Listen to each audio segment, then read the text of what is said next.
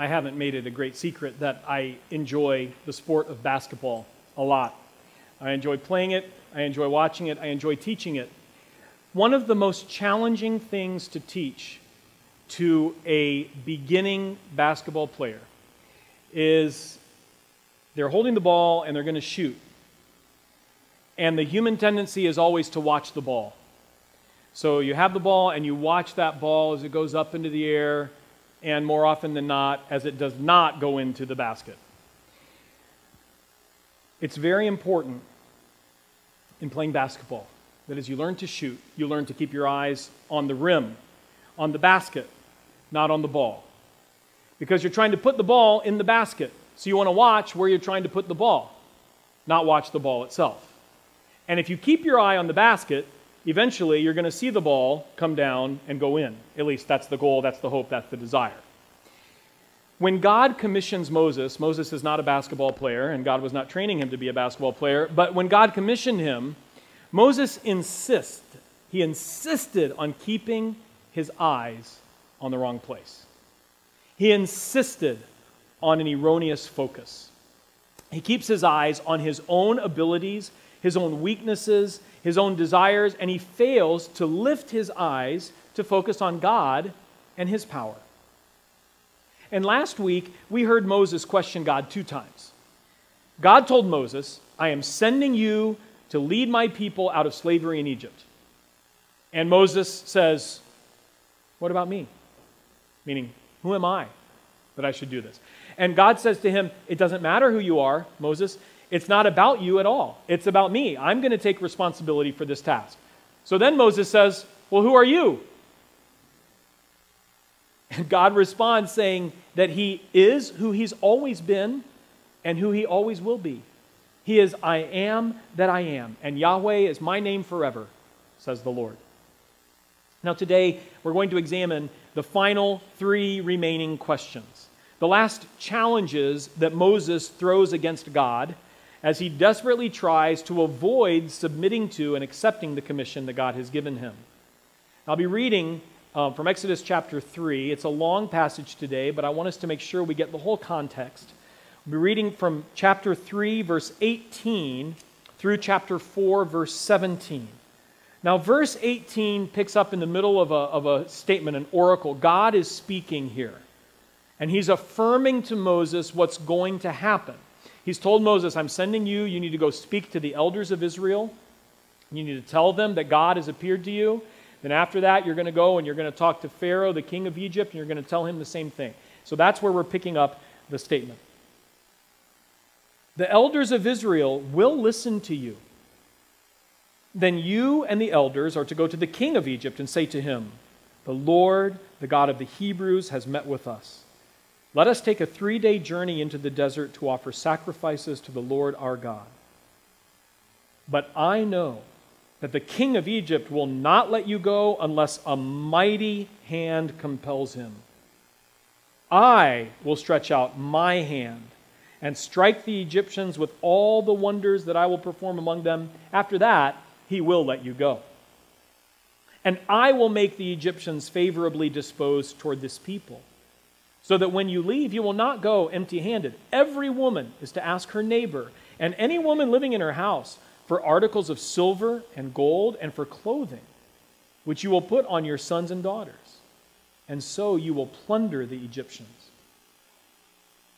Moses answered, what if they don't believe me or listen to me and say, the Lord did not appear to you?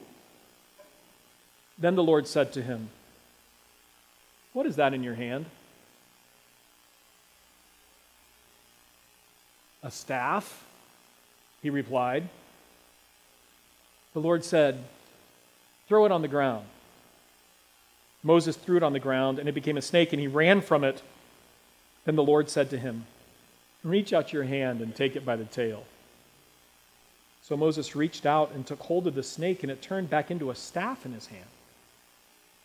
This, said the Lord, is so that they may believe that the Lord, the God of their fathers, the God of Abraham, the God of Isaac, and the God of Jacob, has appeared to you.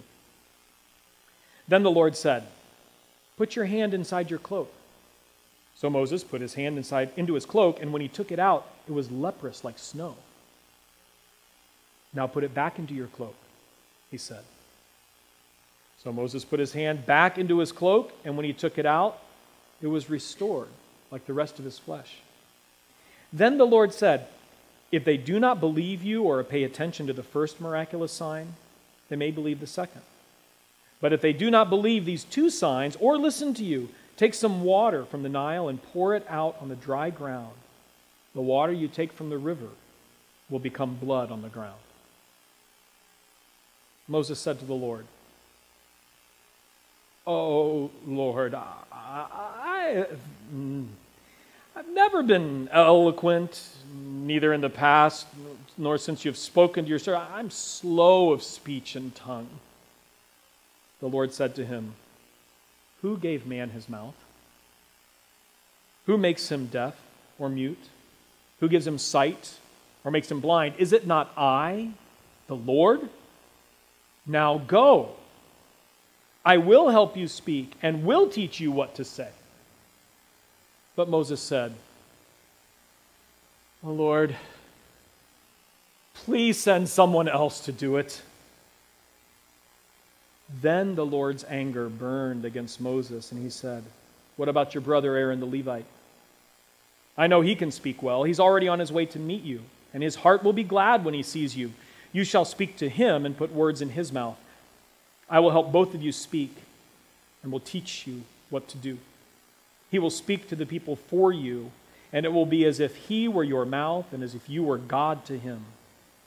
But take the staff in your hand so you can perform miraculous signs with it." So first Moses asks God, "What about me?" Then he says to God, "What about you?" And now he asks, "What about them?" What if the leaders of Israel, what if the elders of the nation, what if they won't listen to me? Again, I think we can have a little bit of sympathy for Moses when he asked this question. In order to put ourselves in his shoes, last week I suggested that a similar task that we might receive from God today would be something like, "Now go, I'm sending you to clean up all the political corruption in this country." Okay? Now, if that were the case, if that is what God said to you, I want you to imagine then communicating that to your friends, to your family, maybe to your church, the church leaders. Imagine that.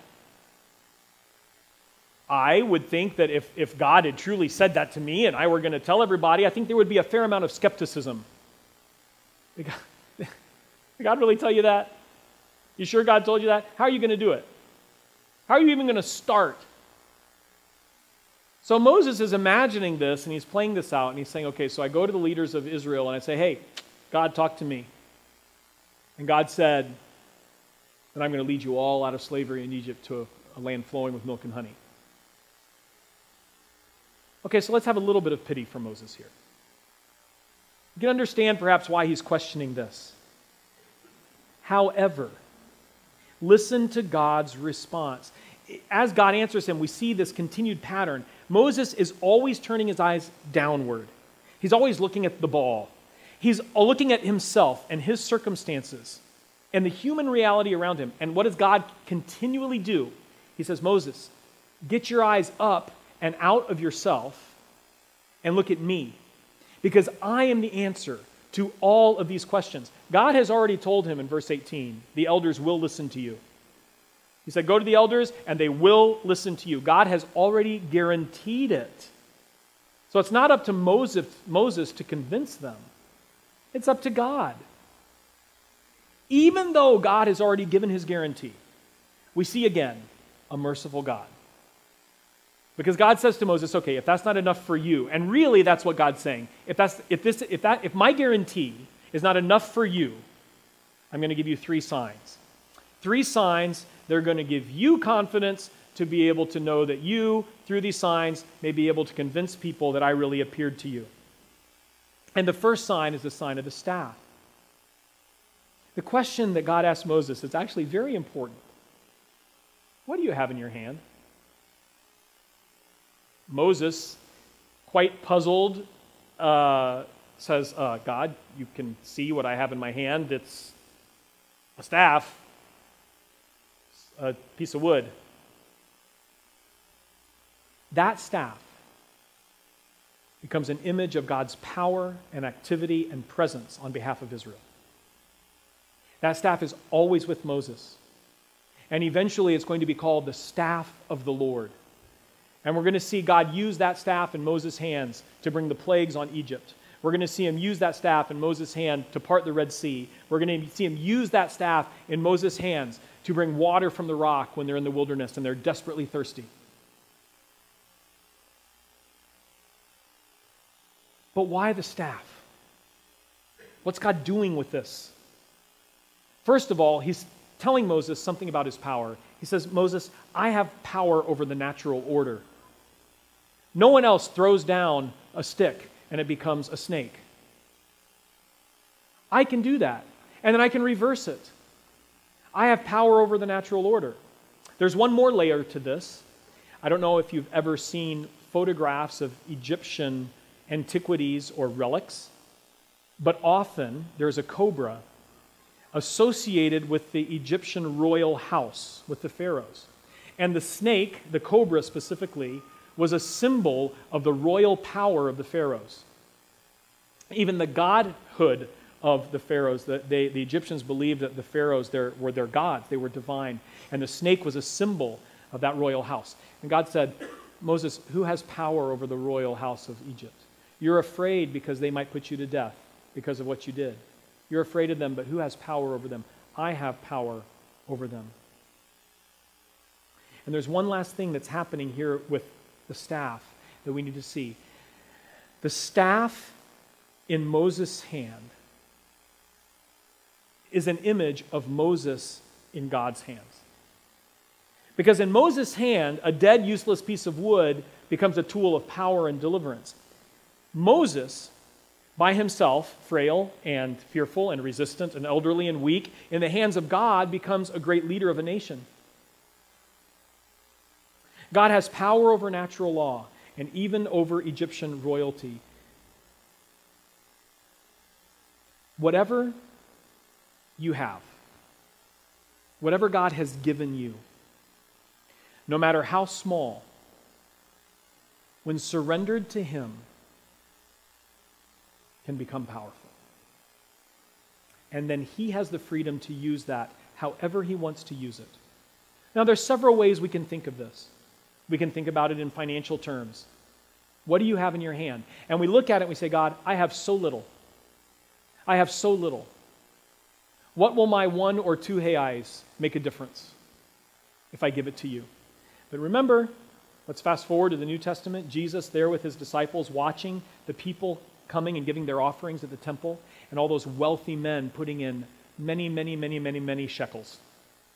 And then the young or elderly, perhaps, poor widow comes and puts in 2 widows' mites, the tiniest coin there was. It's totally insignificant from a human perspective. And Jesus turns to His disciples and said, did you see that woman? Did you see that? I can only imagine the joy on Jesus' face. She put in more than everybody else combined. Because it's not about you, and it's not about our abilities and what we have. It's about those things being surrendered to God. So God looks to you, His daughter. He looks to you, His son, and He asks us, even today, what do you have in your hand? And we look at it, we say, God, this is so insignificant that it makes no difference if this is surrendered to you or not. And God says, what do you have in your hand? Surrender it to me and let me be responsible for how it's used and what I may choose to do through that. And there are 2 reasons we tend to keep things back from God. One is what I just said, that we think it's so insignificant that it's not even worth surrendering. And the other is it's too dear to us. So it strikes us with terror to think of releasing control over that. Whether it's a gift, whether it's an ability, whether it's a possession, whether it's finances, whatever it might be.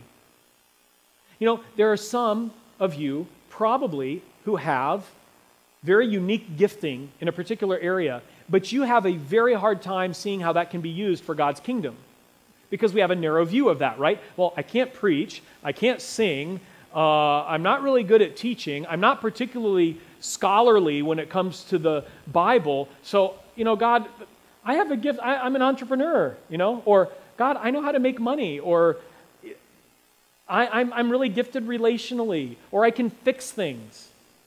I have an ability to fix cars, or I can fix computers, but those aren't gifts that can be used for your kingdom. And God says, what do you have in your hand? What do you have in your hand? Give it to me. Give it to me. And symbolically, Moses, that's what's happening. When Moses throws it on the ground, he's releasing it. And God, his power, that's when it comes in. So God asks us that. I think he asks all of us that this morning. What do you have in your hand? What are you keeping back from me? Either because you think it's too precious or because you think it's worthless. Whatever it may be, release that to me and see what I'm going to do in it and through it. Little is much when God is in it. The second sign is the sign of Moses' hand. And God says, okay, Moses, I'm going to give you a little bit of foresight. There's this guy that's going to be, his name's Napoleon. He's going to be born a lot time later, but you're going to imitate him right now. Okay, stick your hand in your cloak. Now pull it out again. And it's leprous. And then God says, put it back in. Pull it back out. It's clean. So what's God saying again about his power? He's like, Moses, I've got the power. I have the power over sickness and health. That lies with me. And then he says, listen, I've given you two amazing signs, miraculous signs. If they're not convinced by the first, they may be convinced by the second. If they're not convinced by the second, I'm going to give you the final sign. And it's the sign of blood. And this is by far the most ominous sign. And it's foreshadowing the plague of blood that's going to come over the whole nation of Egypt. But blood is life. Blood is death, and it's often a symbol for either one of those. And with this sign, God shows Moses, life and death, that's on me. The power over life and death is mine. So think about all three of these signs together, revealing that God has the power over earthly authorities. God has the power over the natural order. God has the power over sickness and health. God has the power over life and death. What more is there? What more is there? And again, God takes the focus off of Moses and his limitations. What if they don't believe me? What if they don't believe? What if they don't believe? And God says, hey, look at me. Look at me and my power and my guarantee. And that's the answer. We must only submit to being instruments in his hands, a staff in the hands of Moses and a person in the hands of God. So God answers Moses' third question. But again, that's not enough for Moses, right? What about me? What about you? What about them? And now Moses comes up, he's got another one. What about my gifting? Or what about my lack of gifting? And he drags the attention back to himself again. God, you're making a mistake. You're making a mistake. You want me to go and you want me to talk to royalty. You want me to talk to the court. You want me to talk to the leaders, but I'm not a good speaker. I'm not a great orator. I can't do that. I stumble over my words. I speak in a monotone. My voice is really nasal. I don't know what it was, but there was some problem. Moses, God, you've obviously made a mistake. You need to choose someone who's more eloquent. And God's response to this is God's response. Can't really do any better than that. Moses, who gave man his mouth? Who makes him deaf or mute? Who gives him sight or makes him blind? Is it not I, the Lord? Now go, I will help you speak and will teach you what to say. What an incredible promise and a perfect answer. Moses, who has the power over your eloquence? I do. Go, and I will teach you what to say. I'll speak through you. You can be totally confident in this. Now, Moses doubts his gifting, right? He doubts his abilities. Peter Enns has made this statement. He's a theologian. He says, self-distrust is good, but only if it leads to trust in God.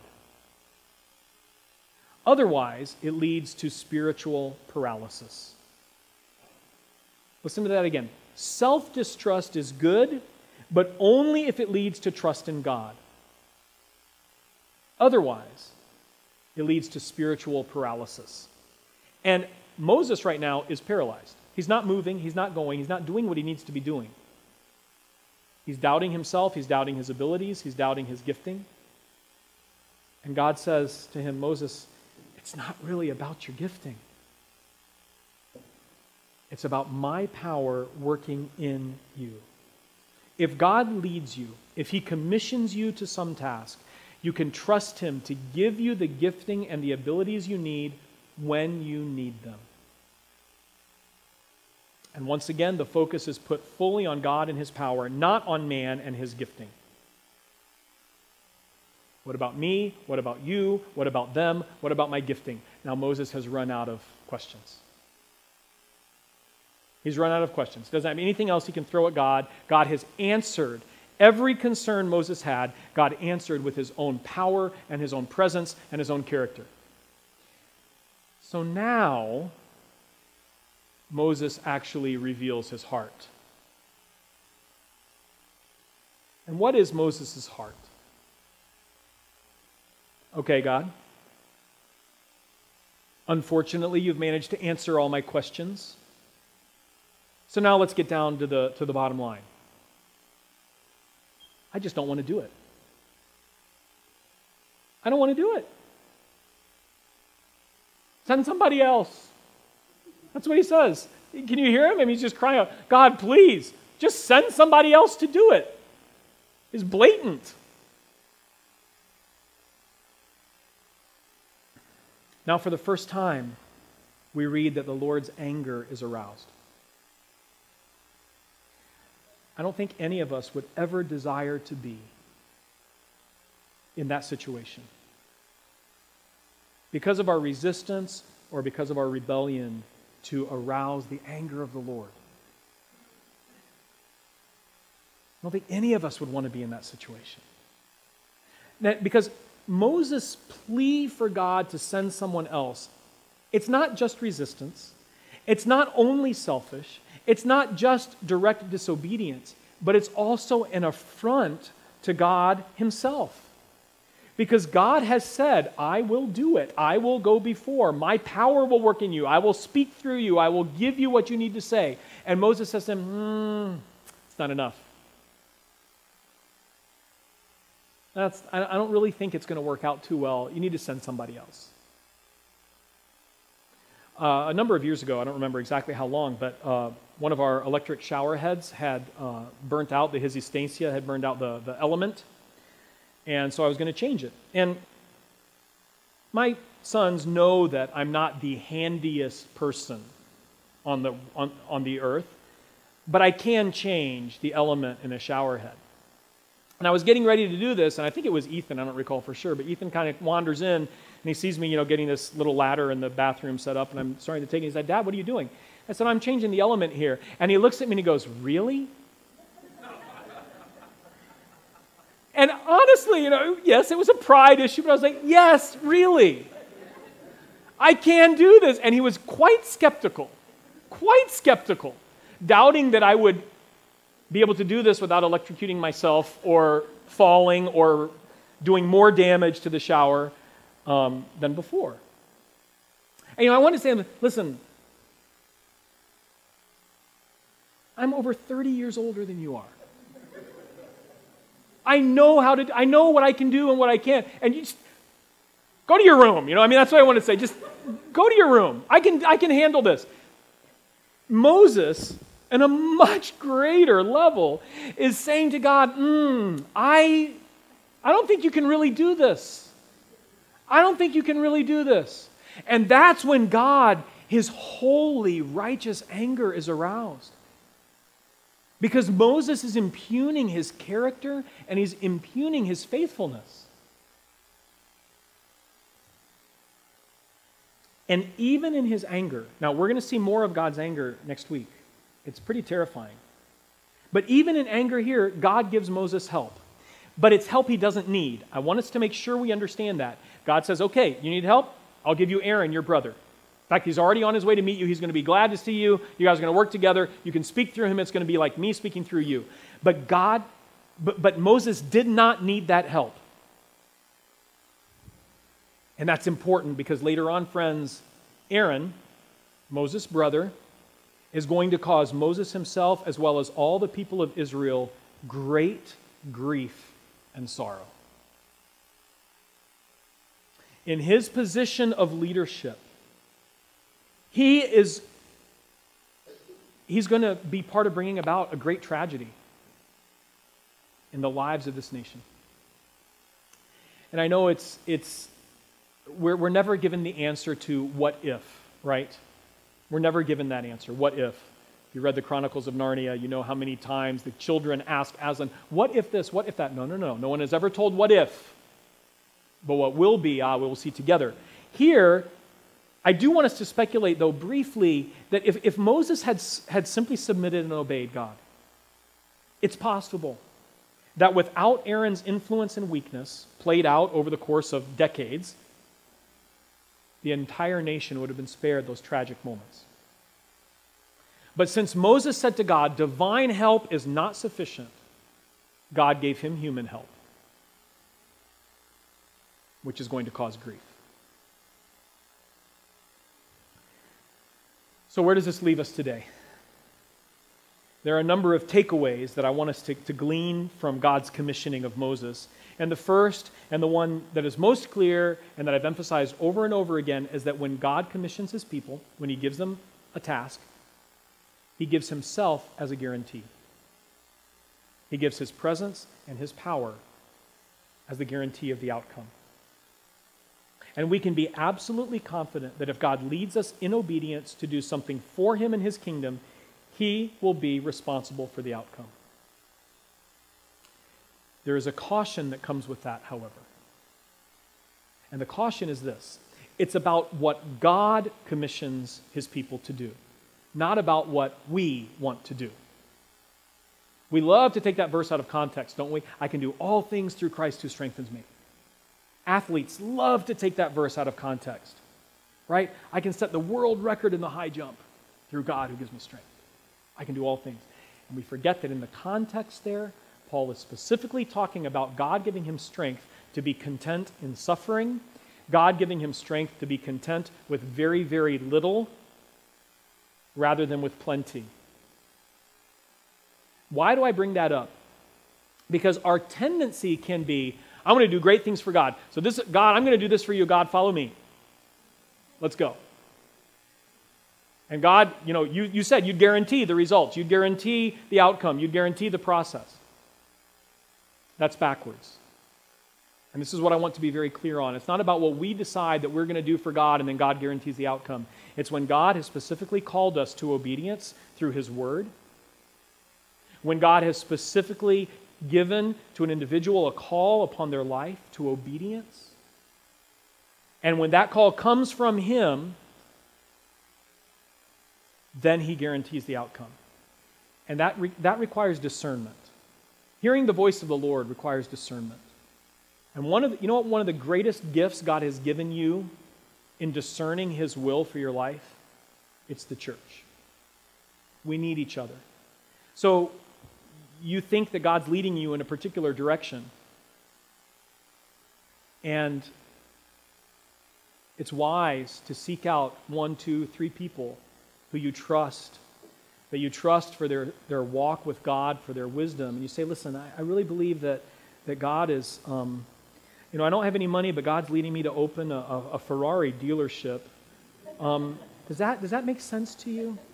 Could you pray with me about that and see if God's confirming that to you as well? And, it gives your brothers and sisters an opportunity to say,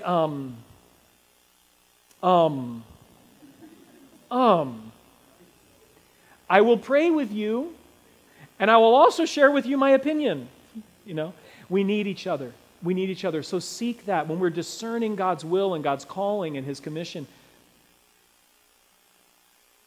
So that's one danger, that danger that we'll run ahead. But another equally common danger is that we know what God is calling us to and we just resist it, either actively or passively.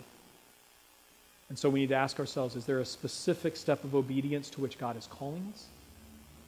Is there something in my hand that I do not want to release to him, that I don't want to give up, that I don't want to let him use how he wants to use it? That's the perhaps more common danger. And to that end, we need to put God between us and our difficulties rather than putting our difficulties between us and God. You understand that image? So here's me, here's God, and I love to put my difficulties right here in the middle as a barrier to God. Rather than saying, okay, my difficulties are there, God, you come between me and the difficulties, and I'll trust you to answer those questions if you've called me to do this. Thirdly and lastly, just as the staff in the hand of Moses was used for miraculous outcomes, so each of us in the hands of God may be used for his purpose in ways that today we probably don't imagine. I told you this before. I never, ever imagined, or for that matter, desired to be right here. 20 years ago? No way. But God has a way that he wants to use all of us. And the more surrendered we are to him, either with our things, with our possessions, with our giftings, with ourselves, the freer he is to work through us to accomplish his will. What do you have in your hands? What are you keeping from God, either because it's too insignificant or because it's too precious? Release it to the Lord. The final question is just this. What commission might you be resisting? Is there an aspect of God's will that he's already made clear to you? You already know this. I'm not talking about you're in the process of discerning. I'm saying that you know, and you're just saying, God, send someone else to do that.